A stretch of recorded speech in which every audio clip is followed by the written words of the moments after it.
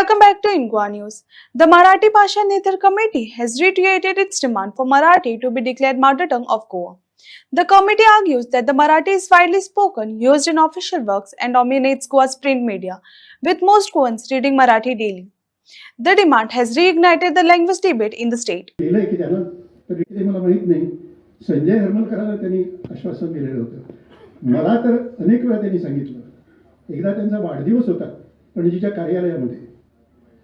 पर्रिकर असे उभे होते आणि असा सगळा गोतावळा त्यांच्या सभोवती होता. मी दरवाजातून आत प्रवेश मात्र केला. ढवळीकर आहे माझ्या लक्षात, मी ते करणार. अखंड दंड त्या संमेलन त्या चळवळीत आणि ते सामील होते. असं असताना त्यांनी मुख्यमंत्री पदावरून मात्र ती कारवाई केली नाही. ही अत्यंत गंभीर चूक इंग्रजीचं आंदोलन चालू ठेवलं आहे. शशिकलाताईंनी तत्पूर्वी ते बंद केलेलं होतं आणि असं काय त्याविरुद्ध मोठी चळवळ वगैरे कोणी केली नव्हती. पर्रिकरांना अगदी सोपं होतं, सहज होतं, पण त्यांनी केलं नाही. आणि दुसरी मराठी राजभाषाही त्यांनी केली नाही. बाकी पर्रिकरांनी खूप चांगलं काम केलं. संरक्षण मंत्री म्हणून काम केलं, मुख्यमंत्री म्हणून काम केलं, ते आम्ही नाकारत नाही. भारतामध्ये त्यांनी नाव मिळवलं, परंतु या दोन गंभीर चुका त्यांनी केल्या, त्या आम्हाला आज भोगाव्या लागतात. मित्रांनो, तेव्हा आता तर प्रमोद सावंतनी कमालच करून टाकले. एक असा दररोज एक त्यांचा निर्णय येतोय. आता गोवा पब्लिक सर्व्हिस कमिशन, लोकसेवा आयोग यानं कोकणी आणि कुठल्या तरी संस्थेचं म्हणजे सर्टिफिकेट पण आणायला पाहिजे कोकणी येते म्हणून. दुसरं, निवड आयोग सरकारी सक्ता पेपर सक्तीचा केला. परवाच आत्माराम बर्वे हे माहिती आयुक्त आहेत, ते मराठी भाषिक आहेत, पण ते काय करणार. त्याने त्यांचा आदेश जो आहे, निकाल जो आहे, तो कोकणीमधून गेलेला आहे. अर्थात यांच्याच आदेशामुळे. इतकंच नाही तर आता प्रत्येक शाळेत म्हणे, प्रत्येक हायस्कूलमध्ये कोकणी शिकवलीच पाहिजे. कोकणी प्रत्येक आता काय होतं, मराठी किंवा कोकणी सगळे बसलेले आहेत, हे आम्ही सगळे वेलिंगकरांच्या पाठीशी आहोत. तेव्हा खंबीरपणे आपण त्यांच्या पाठीशी राहूया आणि ही चळवळ यशस्वी करूया. संपवण्यापूर्वी दोन गोष्टी तुम्हाला सांगतो.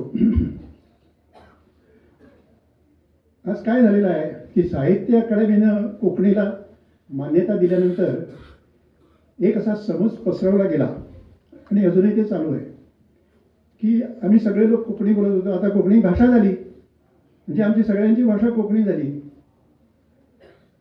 असा गैरसमज. आणि तो मुलांच्या मध्ये तो पसरवतात. ते तुम्ही किती बोलता, काय बोलतोस, कोकणी बोलतो, तुझी भाषा कोकणी, मराठी बाहिली, असं या तरुण ज्यांना भाषा म्हणजे काय, बोली म्हणजे काय समजत नाही, अशामध्ये हा गैरसमज पसरवला जातो.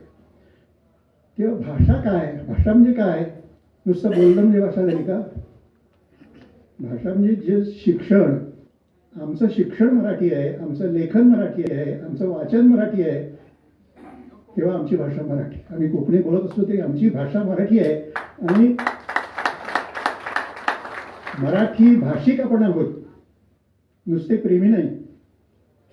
मराठीवर आपलं प्रेम तर आहेच, कुठल्याही भाषेवर प्रेम करू शकतो आपण, परंतु आपला अभिमान, स्वाभिमान ह्या भाषेमध्ये आहे, ती आपली भाषा आहे. तेव्हा मराठी आपण सर्वांनी मराठी भाषिक म्हणून घेतलं पाहिजे. मराठी प्रेमी नाही, प्रेम तुम्ही करा, सगळ्या भाषांवर करा, पण ह्या भाषेचा अभिमान आपण बाळगूया. हा एक विषय झाला. दुसरा, हे जे तरुण आहेत त्या तरुणामध्ये ही जागृती करायला पाहिजे की बुवा बोललो म्हणून ती भाषा होत नाही, ती त्याला बोली म्हणतात आणि जी अशी वापरली जाते सर्व व्यवहाराकरता ती भाषा असते. आणि भाषा ही आपल्याला संस्कृती देते. आज तुम्ही शिवजयंती का साजरी करता, या तरुणांना मी विचारतो. शिवजयंती का साजरी करता तुम्ही? कारण तो एक आदर्श राजा, जो आदर्श आमचा आहे, रामासारखाच आदर्श शिवाजी राजा, ज्याची रणनीती आणि ज्याचं चारित्र्य हे अतुलनीय आहे. आज जगभर शिवाजीची हे होतं, प्रशंसा होते. शिवाजीचं कौशल्य संरक्षण विद्यालयातून शिकवलं जातं. काही देशामध्ये हे शिकवलं जातं. आणि चारित्र्य तर किती, म्हणजे त्या चारित्र्यावर इथं शिंतोडे उडवतात. आणि हे तुम्हाला लोक आदर्श वाटतात का? तुमच्या समोर आदर्श कोणाचा पाहिजे? शिवाजीचा पाहिजे का शिवाजीची निंदा करणाऱ्या लोकांचा पाहिजे? याचा विचार तरुणांनी करायला हवा. आपण तुम्ही सगळे संतांची तरुण मुलं गातात, अभंग गातात, ज्ञानदेवांचे, नामदेवांचे, तुकारामांचे अभंग तुम्ही गाता. ते अभंग तुम्हाला कुणी दिले? ते का गाता तुम्ही? जीवनात आदर्श कोणते? गोव्यात तुम्ही टिळक पुण्यतिथी साजरी करता, सावरकर जयंती पुण्यतिथी, लोकमान्य टिळकांची पुण्यतिथी, सावरकरांची पुण्यतिथी आपण साजरी करतो. साजरी म्हणतो म्हणजे चुकून, पण आपण पाळतो असं म्हणूया. हे का करतो आपण? लोकमान्य टिळकांचा केसरी गोव्यामध्ये पोर्तुगीज पूर्व काळात घरोघर चोरून येत असे आणि ते लेख वाचून लोकांनी प्रेरणा घेतली स्वातंत्र्याची. त्यातून भारतकार हेडी देसाई निर्माण झाले, ज्याने टिळकांच्या सारखं कार्य गोव्यामध्ये केलं. पोर्तुगीज सरकारविरुद्ध त्यांनी धडधडीत अटकेची पर्वा न करता लिखाण ते करीत असत. अनेक वेळा ते तुरुंगात गेले. तेव्हा हे सगळं आपल्याला ज्या मराठीनं दिलंय. फुले आंबेडकर, आज देशभर फुले आंबेडकरांचं नाव गाजतंच. कारण ते अन्यायाविरुद्ध लढले, जाती व्यवस्था मोडण्याकरता, अस्पृश्यता नष्ट करण्याकरता.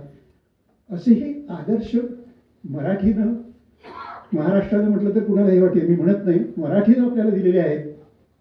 आणि ते आपण राखले पाहिजेत, पाळले पाहिजेत.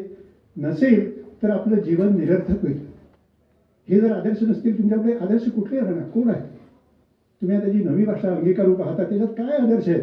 कोणती संस्कृती आहे? मी असं विचारतो की देवनागरी कोकणीमध्ये कोणती संस्कृती आहे मला सांगावं. आपण हिंदू सगळे एकच संस्कृतीचे पायिक आहोत. तेव्हा देवनागरी संस्कृती कोणती वेगळी संस्कृती आहे? जी मराठीनं संस्कृती आपल्याला दिली तीच आपली संस्कृती आहे.